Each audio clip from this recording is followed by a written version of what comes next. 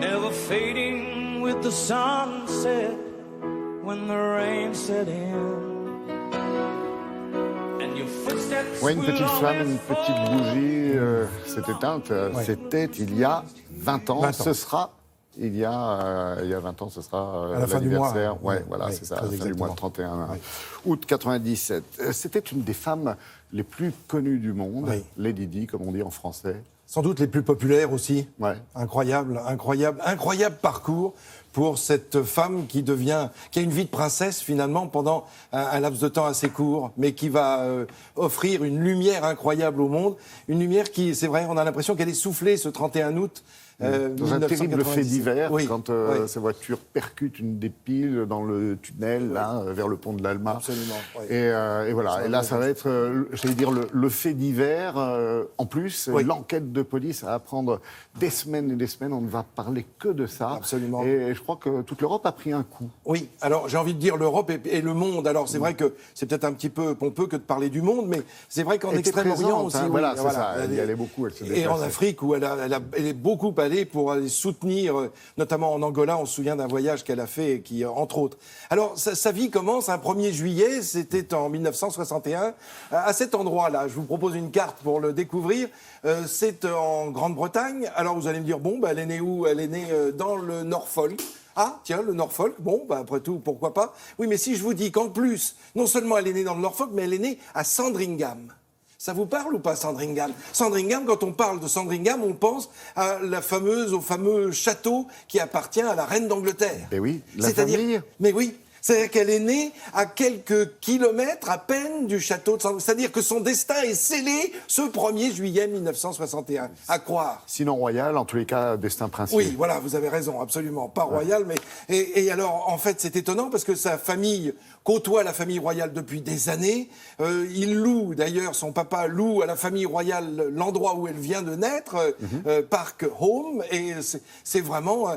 elle fréquente... Quand elle est jeune, la famille royale, donc les enfants royaux, donc Charles, déjà, qu'elle croise à plusieurs reprises en étant petite fille. Donc son destin est scellé à ce moment-là, puisque vous le savez, le mariage de Charles et de Diana va être décidé d'une façon ostentatoire, définitive, autoritaire par la reine d'Angleterre, Élisabeth II, qui a décidé que Charles, son fils, son successeur potentiel, doit se marier et doit avoir une descendance. Alors il faut choisir une femme qui soit plutôt de sang noble, qui soit protestante, c'est important, et surtout non divorcée. Je vous propose de regarder des images, évidemment, ce mariage de 1981.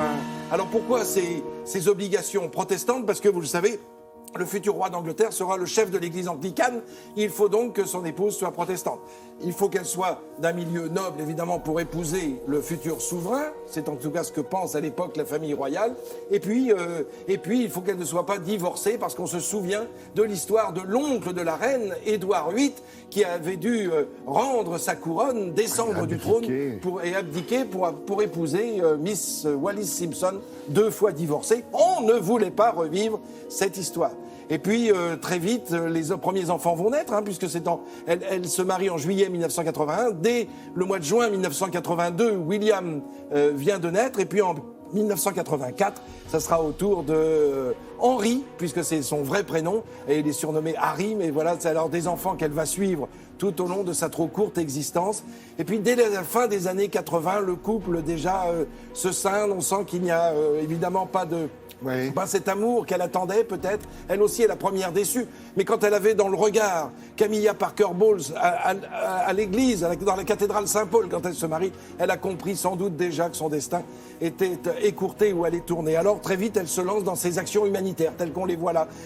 La voilà avec ses 2 fils. Là, elle est seule. Elle n'est plus en couple. Ce n'est plus l'histoire écrite par la reine d'Angleterre, tout à fait. Et par la maison Windsor, mais c'est bien la sienne qu'elle écrit elle-même. Elle a décidé de prendre son destin en main, puisque il faut dire que le palais, c'est très lourd sur ses épaules. Elle va passer par des phases difficiles. Alors, les actions humanitaires, on l'a vu, les actions caritatives, on la voit ici avec Mère Teresa, cette image qui a fait plus que le tour du monde. Évidemment, la preuve, c'est qu'on les montre encore aujourd'hui. Elle s'est battue aux côtés des malades du sida. Elle est l'une des premières à avoir accepté d'être photographiée à côté d'un... On disait, il fallait surtout même pas serrer la main d'un malade du sida, c'est ce qu'on disait à l'époque. Elle va casser les codes et il va falloir falloir encore des années pour que ce soit accepté. Même le président Bill Clinton le dira en 2001. Sans la princesse Diana, sans doute les choses n'auraient pas avancé si vite.